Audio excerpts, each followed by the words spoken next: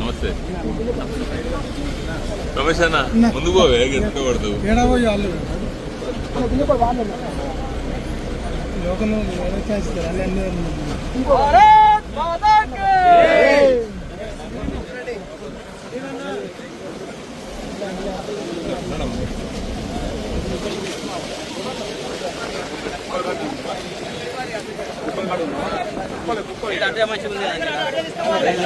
కట్టుకోండి కట్టి నీడ మంచిగా ఉంది. అట్టే పోదాం.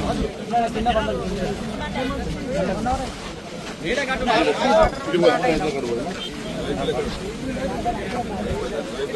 ఒకసారి